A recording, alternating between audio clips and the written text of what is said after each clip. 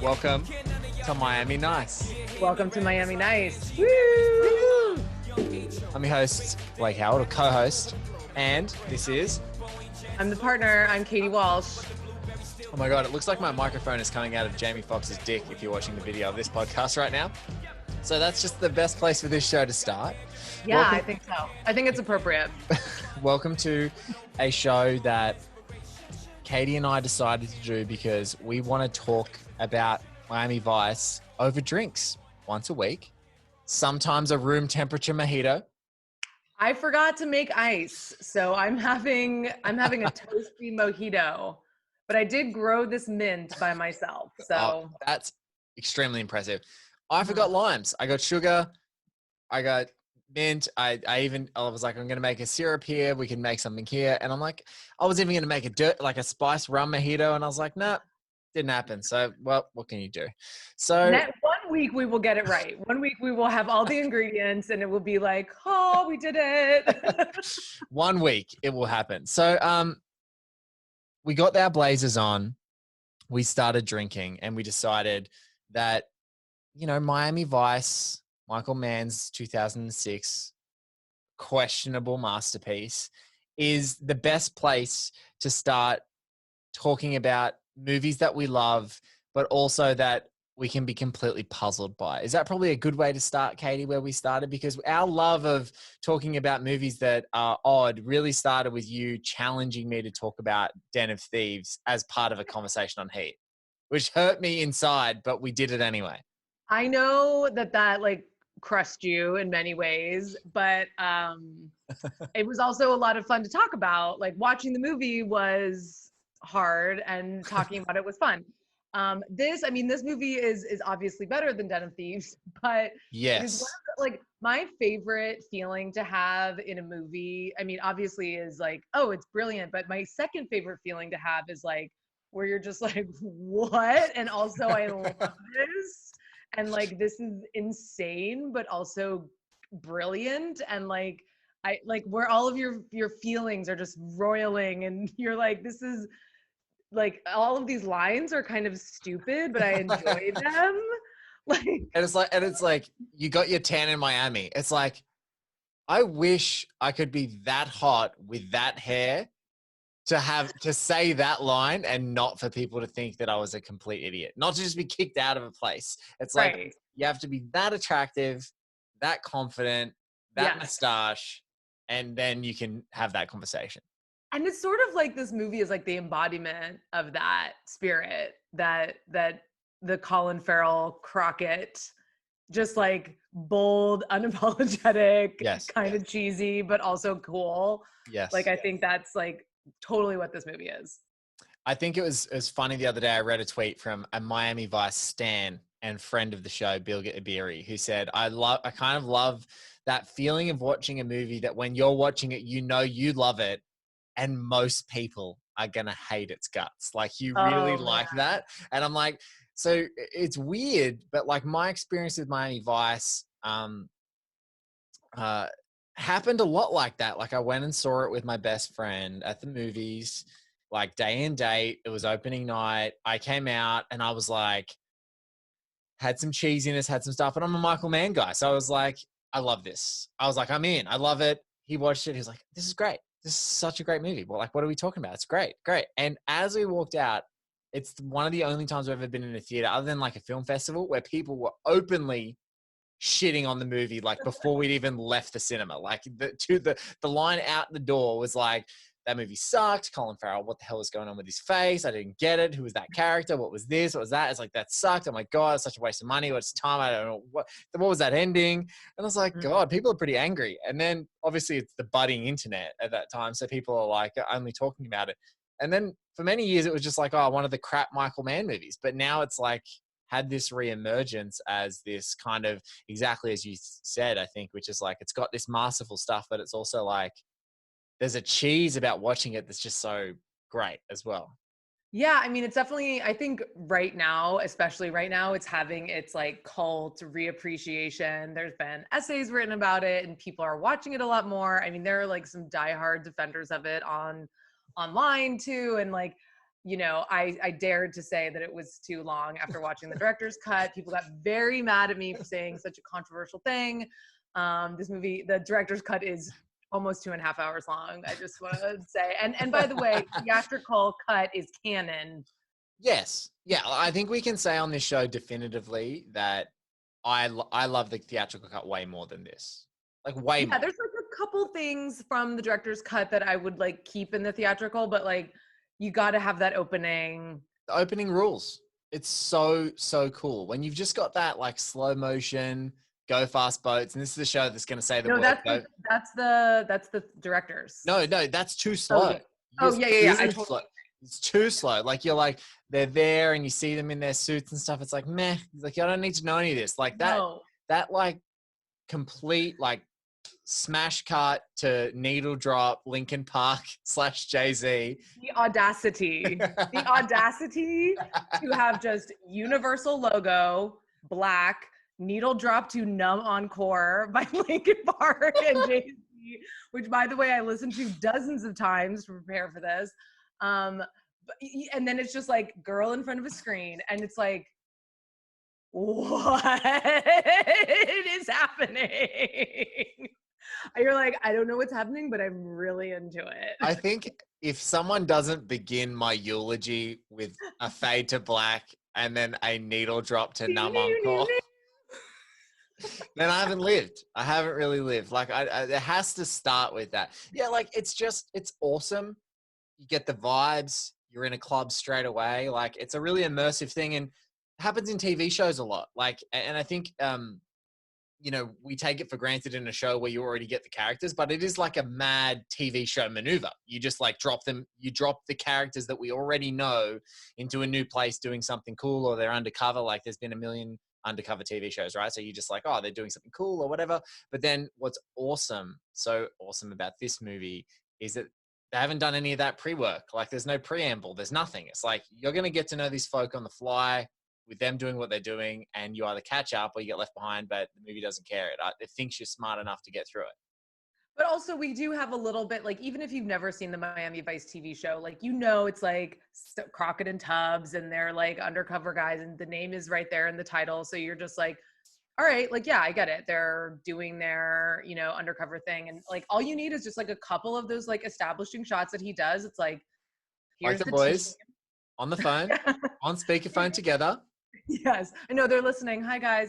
It's like you get your Dominic Lombardozzi. I don't know how to say his name. Like you get your Trudy with Crockett. It's just like you're like, okay, Justin Theroux has a tiny bit of technology. You're like, I get it. Like yes, it's and that whole interplay between all those folk. It's like I'm all in. Like that moment happens, and then you see them, and then he goes and buys that drink and it's like, you're just in. You're like, I feel like that's a moment where you're either completely in with a fade from black to Numb Encore or you're out. Like, it's like, totally. Am I in or out? And then when it's like, okay, I'm in, guys, I'm in. Yeah. It's like, You had me at Numb Encore. I'm ready for this.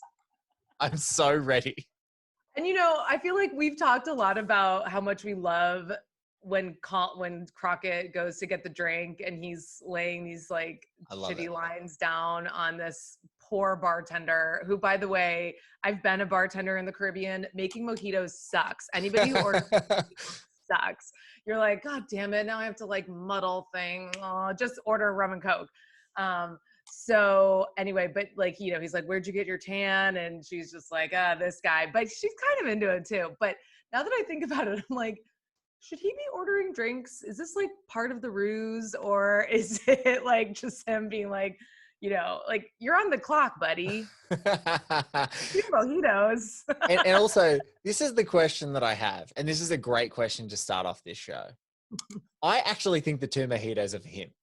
The gin and tonic is for Trudy. One of them's not for Tubbs. I think that second mojito, I reckon he's doing sometimes what I do is I get home and I pour myself a spice rum and Coke with lime. And the first one is just down the hatch, baby. It's like, see ya. And then, okay, now I'm going to be an adult. Started. Now that's just aperitif, and then we get into drinking like a normal human being again. But like that's that moment where he does that. It's just to show that he's a charmer, in the same way that it's to show how badass Tubbs is, like taking down like 5 security guards. Like one's I know. introduced flirting with a waitress, and the other one is like kicking 10 guys' asses in there. It's so awesome.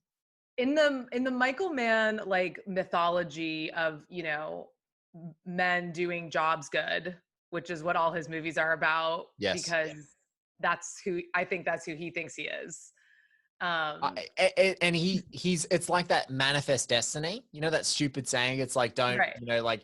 don't like fake it till you make it, or whatever. It's like a fake it till you become it. Sometimes like people like put that spin on it, but Yeah. it's like, if you approach it like that and you're super prepared, then the thing that you want to come out in the work is all of that stuff. So yeah, like he's obsessed with that. He's obsessed. But I was like, who is the character in this who's like good at his job? And it's Tubbs. Like Tubbs is the guy Tubbs is real good. Gets this shit done. Yes. And like Crockett's good too, but he's a wild card. He's complete driving back from Cuba 2 days later, like walk of shame. Tubbs like, where the hell have you been? That's the fucking coolest walk of shame. It is. It absolutely is. In a go fast boat from Cuba illegally into Miami. It's as badass as it gets. Going like 90 miles an hour. In this crazy boat. Yeah. No, but I think that's what's good, is like Mann really balances with both of them. Who's like that wild card nature of him, especially like at the beginning, it seems like and I think this is where he's going, is like one guy has to be like this glacial, like poker face, you can't do anything. And one guy has to be a bit of a nutcase, because criminals are nutcases and they do crazy things. And so it's like this guy, after hanging around on this time, he's like living life on the edge. Like that's him living on the edge. And it's what's even cooler about this is that, like, especially if you've heard recent interviews with Farrell where he actually talks about Miami Vice, and there's a great one on the Ringer podcast network where he's like, I was so drunk I can't really remember most of the movie. It was like, this is at a time when he wasn't sober. And so he's like, no wonder he's a wild man. Like all the choices he's making are under the influence, much like this show. Everything we say will be under warm mojitos or questionable choices. questionable choices, or, under the influence of alcohol. So like that's that whole crazy alchemy of like, there's this whole other thing happening. But yeah, no, I think that Mann, this is like a flex from Mann of like, you see it's almost like this is the Tubbs v John Ortiz's character show.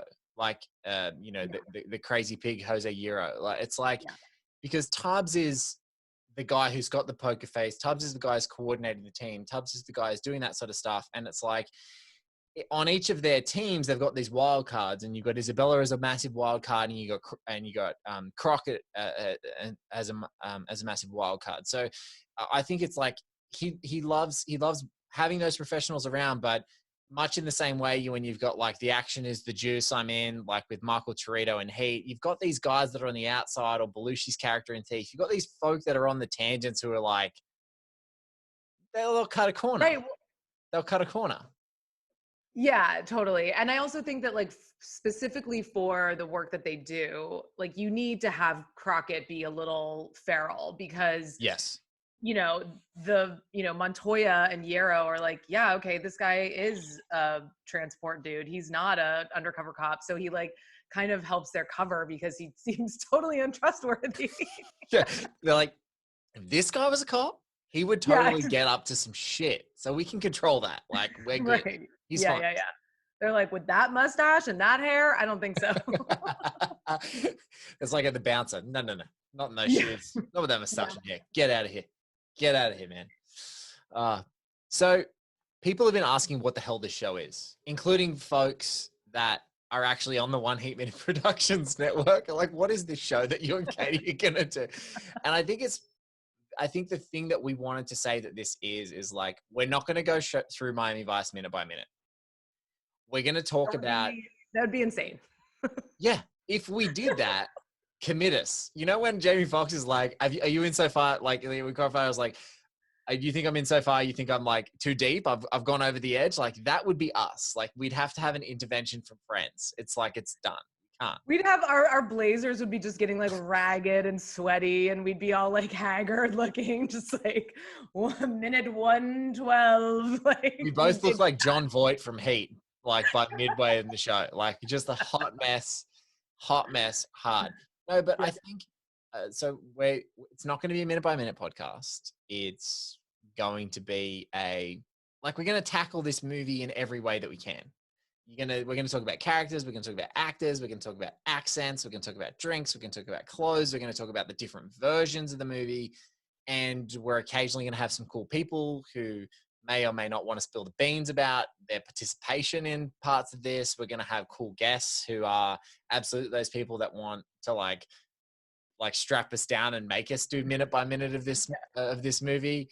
But we really just want to come past every week and have a couple of drinks with you guys and talk Miami Nice about Miami Vice, because it is just so fun. Like it is like such a deeply fun movie to talk about, whether you love it, whether you hate it, whether you hate it, whether you like think it's completely fucking lunacy. It's just it's a great movie because you can engage with it on so many levels and you can have so much fun doing it. And like everyone is earnestly making the shit out of this movie as much fun or as chaotic as it is. Totally. We're just having a blast because I think that that's what enjoying this movie is all about, is just like Yes. kind of being able to laugh at it, but also being able to appreciate it and like see what's awesome and artful about it. And then also just being like, what's happening?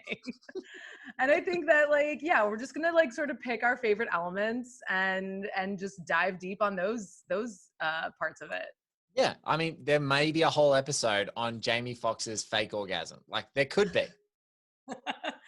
Anything is possible. Anything is possible. There could be a whole episode on Jose Yura, like John Ortiz's accents, like because he's just so wonderful. There could be a whole episode on the line, I love disco. Like there could just be a whole episode on that. Like you don't know, and we don't. We might be 3 mojitos in. Either. I mean, I desperately want to deep dive on this soundtrack. Yeah, because it's as I think you said, this is my favorite part about doing a show with Katie is that I get a text and it's just like, this soundtrack is crazy. Like it's just words. This soundtrack is crazy. And I'm like, I mean, and the funny thing is like when you listen to Michael Mann's commentary, he's like got like specific reasons for every single song, and you're like, for that song, like for that song, yeah, Michael. And that's what makes it great. I mean, he has reasons for every single thing that appears, and you're like, okay, I'm just gonna go with it. Sure. You're like, yeah, okay. Yeah. I'm in. Yeah, right.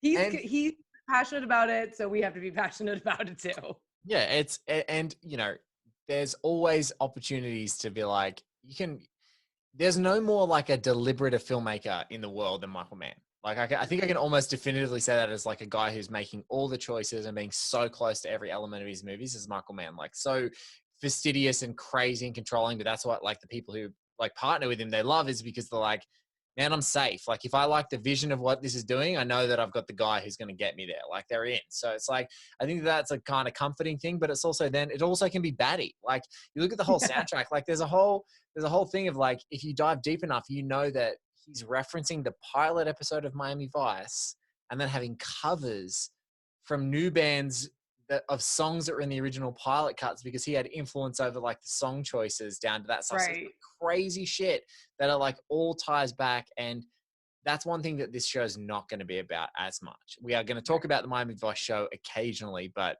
Katie and I are not doing a minute by minute analysis of the show. That's like too hard for us to do.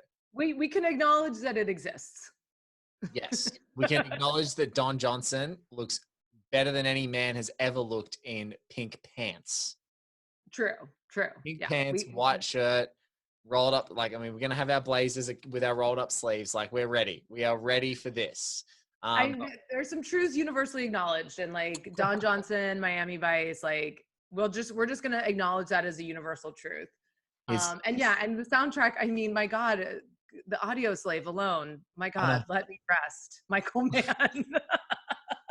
Chris Cornell is like wailing again. I'm like, Jesus Christ. Look, R.I.P. I love Chris Cornell, but I that, just that and it happens over a couple of movies. Like the needle drops in Collateral are like bangers. You're like, oh, yeah, it's great. yeah. And like in this movie, you can see why he's doing the same thing. It's like, is that the choice? Who knows? Is it? Is You it know what? But it works for the vibe. It works for the unique vibe a that whole that lot? it evokes, which is something that I both want to celebrate and sort of like poke fun of at a little bit. So I hope everyone's okay with that. Yes, yes. Like, look, there is nothing in this movie as ridiculous as Gerard Butler eating a donut in a crime scene in Den of Thieves. No, there is not.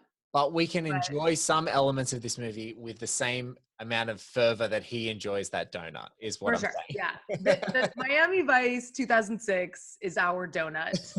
We are chomping into. And we're picking it up out of that crime scene and we're eating it up. Yes, heart. And we're teasing people who don't wear blazers and will wear leather jackets, just like Gerard Butler.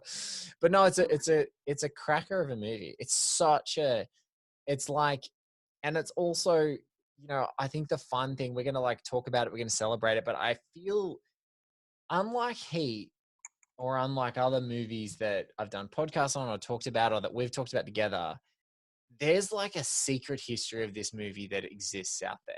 Like this movie has some history. And so we can't promise that that's going to come up, but if people are willing to like come on the show and talk to us about this, we will talk to folk about it because it's like it's a fascinating thing because it's like this huge movie, this huge potential franchise in the mid 2000s, like mid 2000s, and people are excited and they're two massive actors and one of them's just recently come off Oscar, so it's huge. It's okay successful. It's not a complete garbage fire of a flop, but it's just like they've made worse sequels out of things that have come out of television properties and things like that as well. And it's like it's so funny that like you see even on the press tours and you see them like, oh yeah, we had fun, and the interviews and things like that, and they're just also super fascinating. So there's lots of like curriculum of funny interviews you can watch of Miami Vice where Colin Farrell and Jamie Foxx tell the interviewer they had so much fun working together, and you're just like, It was hurricane season. A security guard got shot. They were shooting in like Paraguay.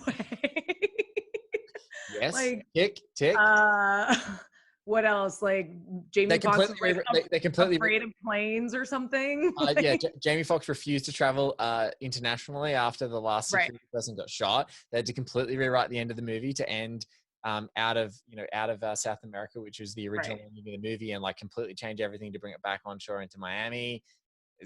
A whole bunch of things happened, and just the controversy is there in the ether, like it's out there. But I sometimes think that like kind of makes for, when you learn about it, especially when you learn about it like after the fact, it kind of makes for like really fascinating movies because you're like, that's one of the things that's kind of scary good about this movie. And it's the same sort of thing that happens in like the Coen Brothers No Country for Old Men, is that some of the shots like outdoors on rooftops, like that, like you said, hurricane season, there's like lightning happening in the background. There's this like amazing, just like pure cinema. You can't plan for like the lightning to underscore or punctuate a sentence, but it does it in this movie. And you get that. And then it's like, oh yeah, like that's Hurricane Katrina. You're like, holy shit. What? Yeah, I mean, it's like I think that element of it, like that kind of unrest, like really informs like sort of the tension of the movie, where you're like when hurricanes happen, like the barometric pressure drops and everybody feels kind of weird and it's hot and still and the sky is roiling and you're just like, there's this element of just like unease, and like I think that sort of exists throughout the film in a way where you're just like waiting for the other shoe to drop in some of these situations, and then it's like a tone poem, and like I think Michael Mann made this, like, I think he was like, okay, I'm going to make this like very serious, like authentic movie about these, vice cops in Miami. And then made this like this movie where it's kind of more of like a vibe and a mood and like an aesthetic. And you've got neon and water and clouds and like the plane flying across the cloud. And it's just, you're just like, oh my God, that's so beautiful. Even in the director's cut, like, I think that the boat race is gorgeously photographed, but totally narratively unnecessary. Like everything we learn in that scene is like we can figure out if we're just watching it in the theatrical. But I think like it is it feels way ahead of its time. Like I keep forgetting that it's 2006, and just in the way that it kind of captures like atmosphere, but at the same time, like it is, layered with all of this like authentic research, and like these are the gangs who would be doing this, and this is the history of this character, and this is the history of that character, and like the references to the show. And so it's like a very rich text, even if like when you're just enjoying it, you're just enjoying it for like the surface pleasures. Our friend of One Heat Minute Productions and author and screenwriter Jordan Harper, he's got this great novel, an award-winning novel, in fact, called She Rides Shotgun. And when you read Jordan's novel, like he rattles off, like he's got an ex-con character, and he rattles off all these LA gangs. And it's like one of those novels where you're reading it and and you hear Jordan talk about it, like how much research he did to figure out all these like nuances, all these weird gangs and stuff. And it's like, that's a very Michael Mann thing. Cause he's like, especially when they're asking what the gangs are, what are they? Nazi lowriders, Aryan Brotherhood, blah, blah, blah, blah, blah. And so sometimes you have to actually stop, like the benefit of like watching things on streaming or having them on Blu-ray or DVD, like you fast forward and you're like, okay, get the subtitles on. What the hell were all those gangs and where are they from? And can I Google them and stuff? Like, this is the kind of movie that this is. It's got so much like great stuff, and there's great special effects, and it looks good. And then but then in the next moment, it's like, like, let's ride to Havana. My cousin can illegally smuggle you in. And like, does that boat go fast? Yeah. It goes very fast, Katie. It goes very fast. Yes. It does. It does go fast. So it's just one of those things where that's what this whole damned crazy experiment of us talking about it is all about. It's just like, it is such a fun, that's what this thing is. That's what we want this show to be for you guys who are listening or watching. And we want you, and probably we want to be bad influences. We want you to like have a drink on a Friday with us every Friday, throw on Miami Vice, have it go from Fading to Black straight into Numb Encore, and just like have a few drinks. Yeah. Get in your like onesie leotard that actually has a hood on it for whatever reason, and dance against a silhouette screen for your friends and family in isolation. And like listen to us talk nonsense about Miami Vice, and occasionally have other folk on to talk to us. Occasionally talk not nonsense. Yeah. But in equal measure. There'll be some mostly not. Yeah. Nonsense, and then other times try and be semi-insightful about some of the things, because I love this movie. Like I love it, like warts and all, whatever flaws you may say in it, or if you're kind of religious about it, I just love this movie. It's so fun, and it's so watchable too. Like it's one of those great ones that you can just throw on. It's rewatchable. It goes again and again and again, and in this movie I think you don't need to focus as much, because I think you put it perfectly. You're like, it's a bit of a tone poem. It's a bit of a hang. Like you just put it on and you're like, oh, okay, well the light, it's too light in here, and you turn the lights down a bit. You need to grab a drink. Okay, cool. I can sort of hear what's happening in the background here. I'll come in and cruise in, and all right, yep, we're with Nicholas. Let's get started. And it's so sort of like densely plotted and sort of goes crazy places that like, I think trying to understand every single tiny detail is not the way to watch this movie. I think the way to watch this movie is just to sort of like let it wash over you and like take in the aesthetic and the music and like the performances. But if you're just like, wait, which gang did which thing and who was the undercover and the like that's not the way to watch this movie. Just be like, yeah, okay, I'll figure it out by the end. Okay. That's kind of how I watch this movie anyway. I'm like, yeah, I'll just like, they're like doing a shootout. Okay. Cool. Like, I'm sure that everything will be fine. Shootout, fine. Jamie Foxx saying a cool line, like wearing sunglasses. I'm in. Exactly. I'm in, fine. Yeah, next. Talking about boats, vectors. Yeah. And you're like, I'm in, whatever. Right. I'm in. I'll figure it out. Fine. That makes sense. Yeah. That's it's the sense, is the sense it's not required. It's not a barrier of entry, I don't think, with this movie. I think it's like, if you're in for the hang, you get into it. And I think that people have come to appreciate it now, because like, it's so weird. Like it's nearly 14 years since its release. So it's like kind of crazy, nearing that 15th anniversary. And it's like, it's now that people are just like, oh, this is great for that hang vibe. This is great for that tone vibe. This is great to look at Michael Mann's career, to have a look at where he was going, and sort of like watching that essay of like professionals and Some of it's about fame with Ali, some of it about infamy with Public Enemies, and then it's these guys. So it's kind of on the borderline of both. You need a guy who like looks like he's crazy and like a criminal and potentially infamous, and you need someone who's like completely like Neil McCauley Zen and undercover. And yeah, like it's one of those fun things. Whereas like some people like Public Enemies are like, oh cool, it's like Heat, but like in the olden days. And it's like, no, like really Heat is, you know, Miami Vice. It's like Vincent Hanna is Colin Farrell and then Neil McCauley is Jamie Foxx. And this is what it's like if they're partners, because they're going to work together. And those extremes of personality and that similarity is kind of that fun. And yeah, it's this movie is it's a barrel ass. And we haven't even got really to Gong Li, like learning the whole movie, learning how to speak English phonetically for the whole movie, not really understanding anything. Like she's so wonderful. There's just so much to love. Yeah, she's amazing. And I love on the director's cut or on the commentary, Michael Mann talks about how she and Colin Farrell took like 3 months of salsa lessons for like a 30-second shot of them dancing. I mean, and that just goes to like the sort of rigor of his own artistry and his craft, where he's Eddie like, and I are taking 3 months of salsa lessons for this show. Yes. to eventually dance. Eventually, at the very final episode, we will perform a dance on Zoom. Hey, I could do it. I could do it right now. Look, you certainly could. I'd need to get your curriculum of YouTube dance videos to like. Yeah, I'll send you a few. That's good. That's good. But yeah, like no, that's the kind of crazy. And also those two, like, or the three of them actually, Michael Mann and Gong Li and Colin Farrell, like going to Cuba. Like, although they didn't shoot in Cuba, like going to Cuba together, Michael Mann just like taking a camera and like taking photos of them in places as like sort of photographic storyboards. And there's so many crazy, there's like, that wouldn't happen in other movies. It just wouldn't, and it wouldn't like, and a studio is kind of, that's where he's unique. It's like a studio is not going to be like, yeah, sure, take a trip to Cuba where you're technically not allowed to go with Colin Farrell and Gong Li, because we're going to be totally fine with that. But Michael Mann finds a way to do it. Yeah.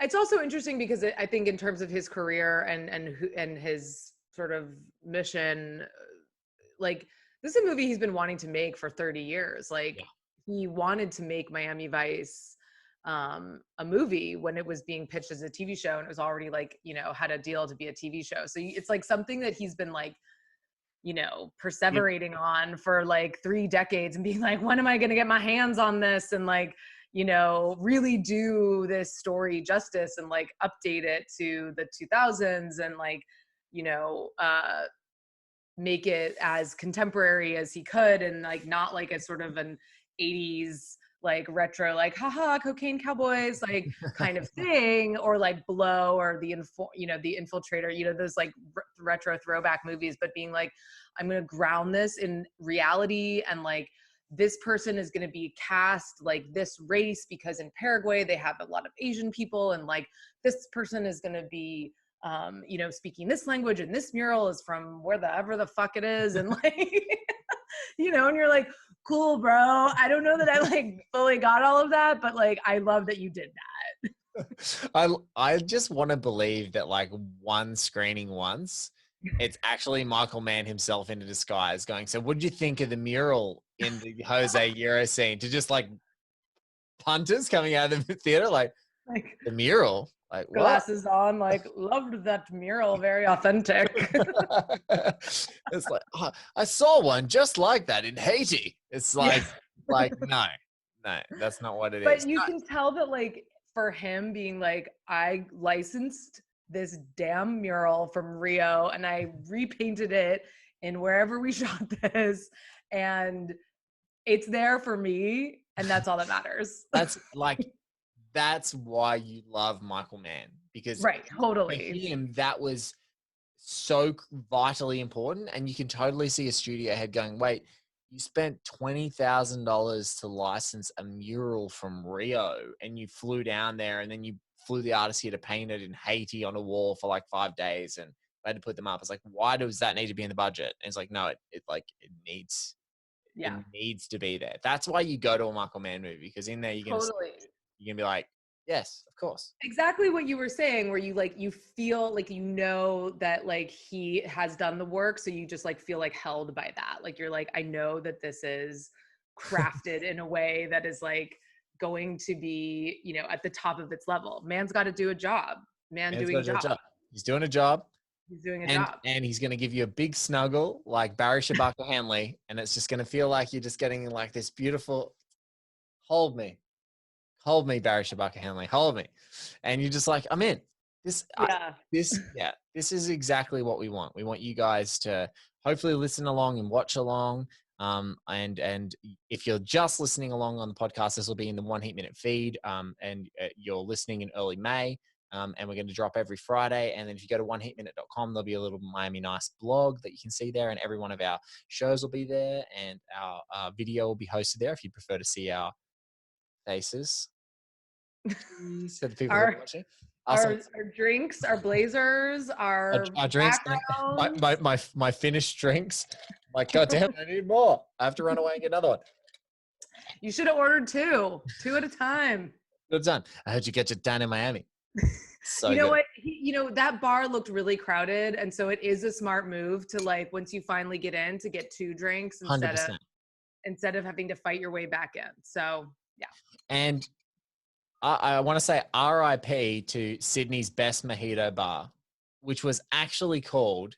So this is a deep cut for Miami Vice fans. So where he says, do you know a good place to get mojitos? Because she's like, you like mojitos? And I'm a fan of mojitos. And she's like, La Baguita de Medio. And it actually means the warehouse in the middle, La Baguita de Medio.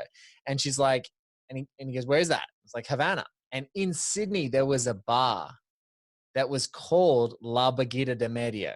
And they did savagely good mojitos, Katie. Like unfreaking believable mojitos. And then they changed their name because no one could say in Australia La Baguita de Medio because we don't have a big Spanish population, Spanish speaking like in LA or in Florida. So they were like, okay, cool. We're calling it the Cuban place because everyone in Oz just was like, oh, the Cuban place. Like, yeah. So they changed it to what everyone was calling it. Anyway, they would make these unbelievable mojitos. So they would have like stacks of like chopped lime, stacks of all this fresh mint, like huge amount of ice, like simple syrup. So it's just like sugar and water together. And they'd just be like hammering out these mojitos all the time. And when they first opened, they were like $10 a mojito. So you'd walk up with like a 20 and always get 2 mojitos. Nice. And they were just absolutely incredible. And it was also a dangerous place because you just go up and like throw a $50 note down, like if you flush from payday and you're like 5 mojitos and you go back to your table, no change. I don't need any change. Thank you very much. And you just sort of go back. And it's one of those things that was just outstanding. But goddamn, Sydney rental prices went up and they shut down. And I just always remember La Baguita de Medio because I was like, I knew how to say it. I knew how to say it because it was in Miami Vice. You have to find that owner and see if that was like what the inspiration, was for that. And when I find him, he's going to be wearing a blazer and a t-shirt. Yes. I'm almost positive. I'm 100% sure. I'm 100% sure.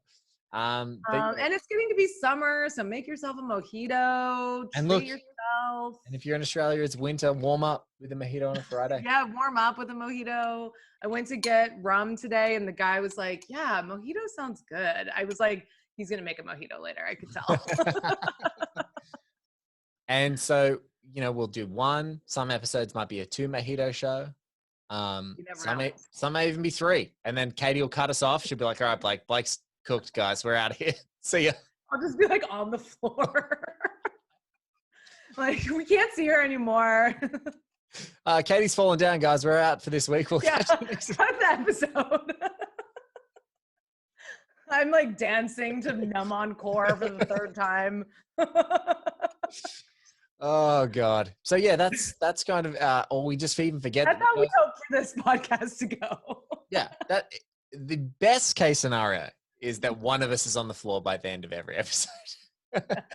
And if you can be on the floor too, we commend you. So yeah, this is Miami Nice. Miami Nice.